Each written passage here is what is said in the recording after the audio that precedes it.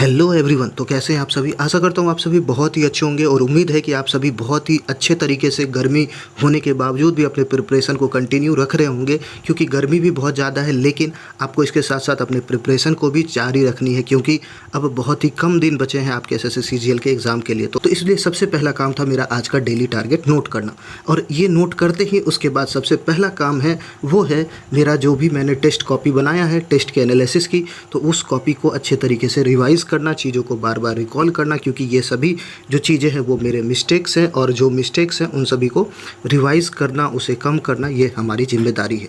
तो जब जिम्मेदारी है तो सबसे पहला काम है उस जिम्मेदारी को निभाना, यानी कि जितने भी मैंने टेस्ट एनालिसिस में जो भी चीज़ें गलत हुई हैं उसे रिवाइज़ करना, बार बार उसे हाईलाइट भी करना और रिवाइज़ करना।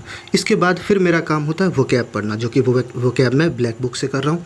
तो वोकैब में 3 चीज़ें हैं जिस पर अभी मैंने फोकस किया है, और एक और चीज़ रहेगा जिसे मैं बाद में करूँगा। तो 3 चीज़ें क्या क्या हैं। सबसे पहला काम है कि इडियम्स एंड फ्रेज करना, दूसरा काम होता है एंटोनिम्स एंड सिनोनिम्स, और तीसरा जो काम है, दूसरा काम था सिनोनिम्स और तीसरा जो काम है वो है एंटोनिम्स। तो ये 3 चीज़ें जो हैं वोकैब वाले पार्ट में, ये मेरा डेली टारगेट होता है। 20 या 25 ये सभी चीज़ें मैं डेली कंप्लीट करता हूँ। ये चीज़ें करने के बाद फिर मेरा स्टार्ट होता है फ्रेजल वर्ब। तो फ्रेजल वर्ब में आज लुक वाले पार्ट का जो फ्रेजल वर्ब है वो मैंने किया है, और आप सभी जानते हैं कि मैं रानी मैम की सीट से ये कंप्लीट कर रहा हूँ। इसके साथ इसमें कुछ क्वेश्चंस भी गिवन होते हैं, उन सभी का प्रैक्टिस भी करता हूँ। ये चीज़ें करने के बाद फिर मेरा स्टार्ट होता है इंग्लिश में क्वेश्चंस प्रैक्टिस करना।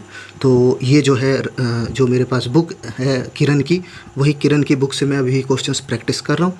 तो आप सभी जानते हैं, तो अभी मैंने एरर्स वाले क्वेश्चंस जो है वो मैंने अटेम्प्ट करना स्टार्ट किए। ये इसके साथ कुछ PQRS के क्वेश्चन भी लगाता हूँ डेली के। तो ये हो गया मेरा इंग्लिश का शेड्यूल कंप्लीट। फिर मेरा स्टार्ट होता है बायो। तो बायो में रेस्पिरेटरी सिस्टम अभी चल रहा है। तो मेरे पास जो है परमार सर की जो उन्होंने पहले फ्री रिवीजन बैच FRB कराया था, तो उसके जो माइंड मैप से उससे मुझे टॉपिक्स पता चल जाते हैं। फिर मैं अपने नोट्स से जो मेरे पास अवेलेबल है उस नोट से उसे रिवाइज़ करता हूँ, ताकि चीज़ें ध्यान में रहे। ये चीज़ें कंप्लीट करते ही फिर मेरा स्टार्ट होता है मैथ्स का रिवीजन। तो मैथ्स में रिवीजन बहुत ज़्यादा ज़रूरी है, क्योंकि मेरे पास है अभिनय सर के नोट्स जो मैंने उनसे नोट किया। तो आप सभी जानते हैं कि अभिनय सर के कॉन्सेप्ट को अगर आप रिवाइज ना करो तो फिर आपको खुद ही पता नहीं चलेगा कि क्या लिखा है उसके अंदर, इसलिए रिवीजन बहुत ज़्यादा ज़रूरी हो जाता है।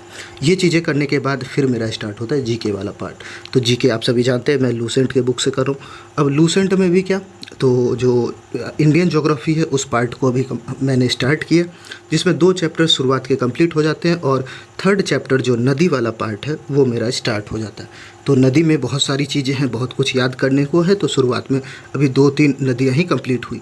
फिर मेरा स्टार्ट होता है स्टैटिक जीके, जो कि बहुत ही बोरिंग, बहुत ही बेकार टॉपिक है, लेकिन इसे करने का तरीका मैंने पिछले वीडियो में आप सभी के साथ शेयर भी किया था। तो फिर मैंने उसी तरीके से स्टैटिक जीके जो है उसे कंप्लीट किया, अच्छे से पढ़ाई की आज। तो उम्मीद है आप सभी को ये चीज़ें ठीक लग रही होंगी। तो थैंक यू सो मच।